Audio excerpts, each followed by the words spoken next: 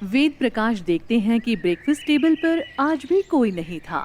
आकाश घर से जल्दी निकल गया था। आज भी उसने राजेश को आने के लिए मना कर दिया और खुद ड्राइव करके अंजलि के घर की तरफ मुड़ गया। उसे ही पता नहीं था कि वो अंजलि के घर आज क्यों जा रहा है, जबकि वो आज लीव पर है। वो खुद से बोलता है, लगता है इस कार को अंजलि को पिक करने की आदत सी हो गई है, जिसके कारण उसके पेट में चूहे दौड़ रहे थे। उसकी नज़र पास के एक छोटे से कैफेटेरिया पर जाती है।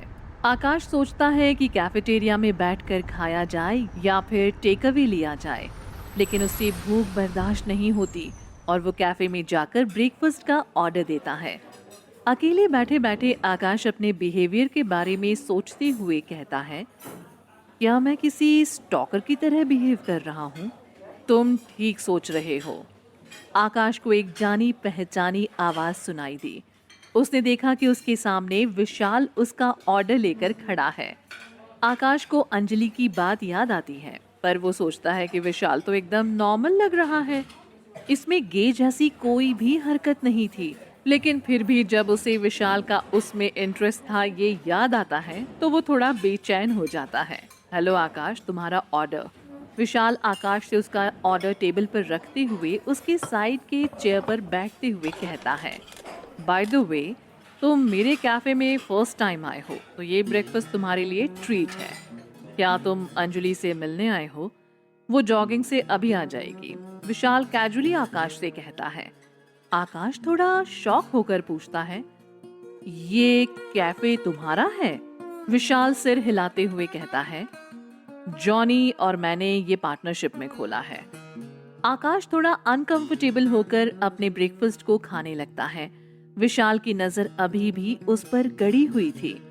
विशाल सोचता है कि शायद अंजलि गलत भी हो सकती है कि आकाश स्ट्रेट नहीं है। वो आकाश की तरफ देखकर अपने लोअर लिप्स को बाइट करता है। विशाल अपने आप को रोक नहीं पाता और वो आकाश के नजदीक आने लगता है और उसके हाथों की मसल्स को टच करता है। वाओ, मुझे लगता है तुम अपनी सेक्सी बॉडी के लिए काफी वर्कआउट करते होगे। विशाल आकाश के कानों में फुसफुसाते हुए बोलता है। उस वक्त आकाश को ऐसा लगा कि उसके सारे बाल खड़े हो गए हैं और वो जल्द से आकाश को एक पंच मार दे। आकाश ने अपने आप को संभालते हुए कहा, तुम्हें लगता है कि अंजलि सच में यहाँ आएगी? विशाल जवाब देता है, अंजलि हमेशा जॉगिंग के बाद ब्रेकफास्ट के लिए मेरे कैफे में ही आती है। वेट, इसका मतलब तुम यहाँ अंजलि से मिलने नहीं आए हो, करेक्ट? विशाल अभी भी आकाश के बहुत नजदीक था।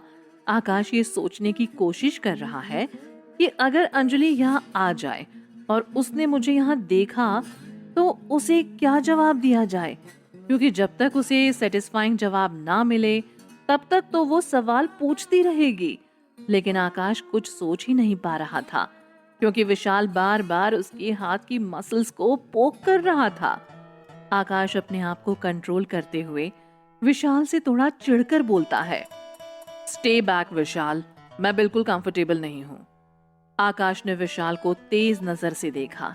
विशाल आकाश के बोलने पर थोड़ा डर जाता है और उसके सामने वाली कुर्सी पर बैठ जाता है। विशाल एक अजीब मुस्कान के साथ आकाश से पूछता है, अगर तुम्हें मेरा छूना पसंद नहीं है तो मुझे अब पक्का यकीन है कि तुम गे नहीं हो। Of course not. आकाश अब काफी चिढ़ चुका था। विशाल ये बात सुनकर खुश होकर कहता है, मुझे लगा ही था तुम गे नहीं हो। आकाश सहगल गे नहीं है, तो इसका मतलब अंजलि गलत थी। Yes, I am straight and not a gay. कोई बेवकूफ ही होगा जिसे मैं गे लगूं। आकाश विशाल से चिढ़कर कहता है। ये बात सुनकर विशाल जोर से हंसने लगता है और फिर उसकी नजर अंजलि पर जाती है, जो ठीक आकाश के पीछे खड़ी है, पता नहीं कब से। सुना तुमने, आकाश सहगल गे नहीं है। मैं सही था। I am very happy. मैं तुम्हारी तरह इडियट नहीं हूँ। मैं एक लॉयर से जीत गया। विशाल जोर से हंसते हुए कहता है। आकाश जैसे ही पीछे मुड़ता है तो उसके चेहरे का रंग उड़ जाता है।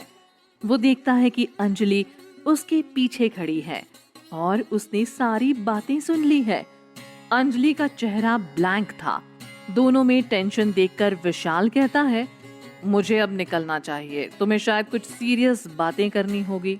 निकलने से पहले वो आकाश की तरफ देखता है और उससे आंख मारकर कहता है, best of luck handsome. Anjali जब जॉगिंग खत्म कर कैफे में पहुंचे थी तो उसने देखा कि विशाल किसी से बात कर रहा है। पीछे से वो आदमी कुछ जाना पहचाना सा लग रहा था। वो विशाल की तरफ बढ़ती, तभी विशाल उसे वहीं रुकने का इशारा करता है और वो रुक जाती है। उस आदमी की बात सुनकर कि वो होमो नहीं है, वो दंग रह जाती है। वो देखती है कि वो और कोई नहीं बल्कि आकाश ही है। उसके चेहरे का रंग उड़ जाता है। वो समझ नहीं पाती कि उसे क्या बोलना है। आकाश की तरफ देखती है। उसे लगता है जैसे उसके पैरों की जमीन खिसक गई हो। तुम गे नहीं हो? नहीं, मैं स्ट्रेट हूँ। वो समझ नहीं पाता कि अंजलि उसे दोषी क्यों मान रही है, जबकि उसकी कोई गलती नहीं थी। उनमें इस बारे में कभी कोई बातचीत ही नहीं हुई थी। उसने तो बस रूमर्स को सच मान लिया था। आकाश एक नजर विशाल की तरफ देखता है और उसे एक डेंजर लुक देता है, क्योंकि उसे पता था कि अंजलि उसके पीछे है, लेकिन फिर भी उसे ये सब कहने पर मजबूर करता है। आकाश अंजलि की तरफ देखता है। वो अब अपने मुंह पर अपना हाथ रख लेती है और फिर खुद को थप्पड़ मारती है और बोलती है कि वो इडियट थी जो रूमर्स पर यकीन कर बैठी। What are you doing, Anjali? आकाश को ये बिहेवियर काफी अजीब लगता है और वो अंजलि को शांत करने की कोशिश करता है। अंजलि जवाब नहीं देती और उठ खड़ी होती है और फिर कहती है, आई एम सॉरी, मुझे निकलना है। आकाश उसके पीछे जा ही रहा था, लेकिन विशाल उसे जाने से रोकता है और कहता है, अभी उसके पीछे जाना सही नहीं होगा। तुम अपनी कॉफी खत्म करो। वो शॉक में भी है और अभी तुमसे वो ठीक से बात भी नहीं करेगी, सो डोंट। आकाश मन ही मन सोचता है कि ये विशाल की वजह से हो रहा है, लेकिन फिर उसे लगता है कि ये सब होना ही था। अंजलि कभी ना कभी तो ये जान ही लेती। विशाल उसे देखते हुए पूछता है, क्या तुम अंजलि को पसंद करते हो? आकाश के चेहरे पर कंफ्यूजिंग लुक देखकर आगे कहता है, मुझे ये जानना जरूरी है, क्योंकि तभी उसके बारे में कुछ बताने में पॉइंट है। विशाल का मानना था आकाश को अंजलि में इंटरेस्ट ही नहीं है, तो अंजलि के बारे में जानने की कोई जरूरत ही नहीं है। मुझे अंजलि पसंद है, आकाश झट से जवाब देता है, क्योंकि आकाश अंजलि को खोना नहीं चाहता था। जब से अंजलि उसकी जिंदगी में आई थी, उसकी जिंदगी में काफी बदलाव आए थे, तो फिर तुम्हें उसके साथ सब्र से काम लेना होगा।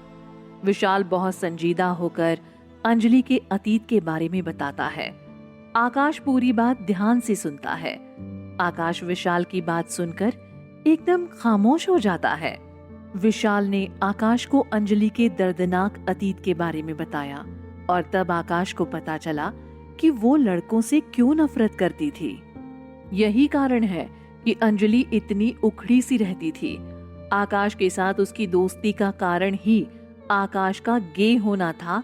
वो उसे नॉर्मल नहीं समझती थी।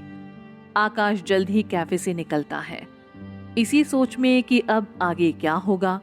क्या अंजलि फॉर्म छोड़कर चली जाएगी?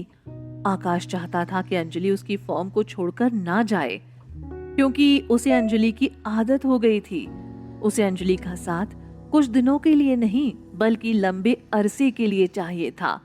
वो उसे किसी भी कीमत पर खोना नहीं चाहता था।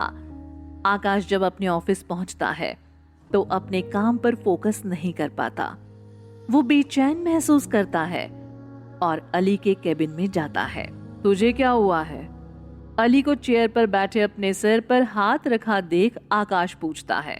अरे कुछ नहीं, थोड़ी आंखों में जलन है।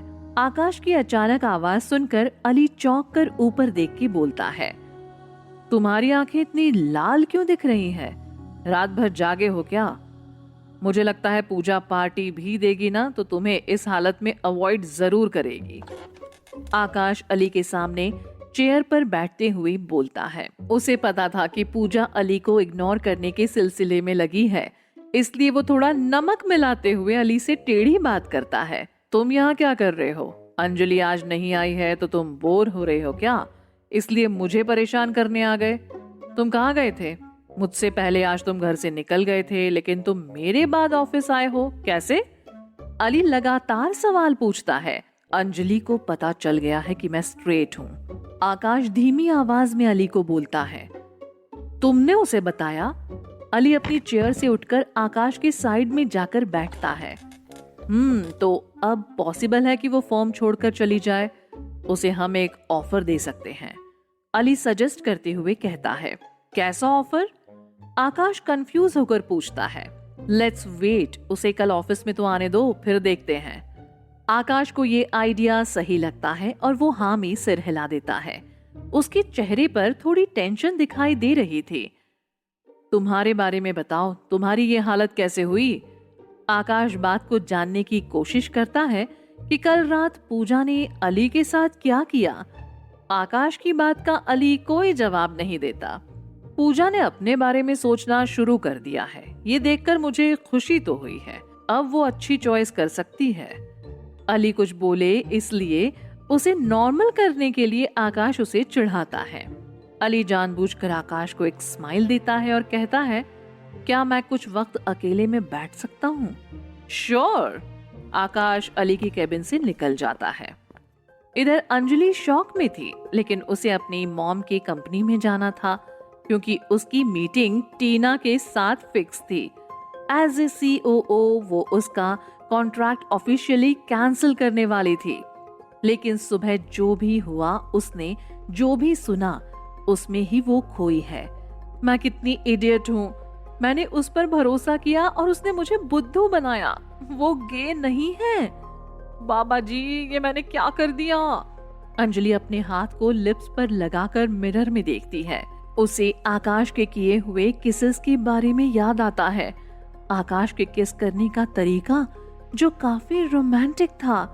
उसे महसूस होता है कि आकाश एक स्ट्रेट था, तभी उसकी किस इतनी स्ट्रॉन्ग थी। लेकिन वो कैसे समझ पाती? उसे किस के बारे में पता ही क्या था? वो सोचती है, वो पहले दिन मुझसे कितना अट्रैक्ट हो गया था। मेरे सेंट के बारे में भी पूछ लिया था। मैं उसकी बातें क्यों नहीं समझ पाई? सभी लड़के सेम होते हैं। मुझसे ये बात छिपाकर उसने मेरा फायदा उठाया है। माना कि मैं ही थी जिसने उसे किस किया, लेकिन उसने इसी बात का एडवांटेज लिया। बेचारी मैं एक लड़के को बार बार किस करती रही, मगर उसके सेक्सुअल प्रेफरेंस को समझ नहीं पाई। अंजलि अपने सर में टपली मारती है क्योंकि वो कुछ भी सोच रही थी। आकाश का सेक्सुअल प्रेफरेंस उसे कैसे पता चलता? अपने दिमाग से ये सब बातें हटाने की वो कोशिश करती है और अपने आप को उस मीटिंग के लिए तैयार करती है जहां उसे उस लड़की से मिलना था जिसे वो कभी मिलना ही नहीं चाहती थी। अंजलि ये ठान लेती है कि ये टीना के साथ उसकी आखिरी मुलाकात होगी। अंजलि खुद को नॉर्मल करती है और मॉम के ऑफिस के लिए निकलती है। अब अंजलि क्या फैसला करेगी? क्या वो आकाश की फर्म छोड़ देगी? जानने के लिए सुनते रहिए एक दूजे के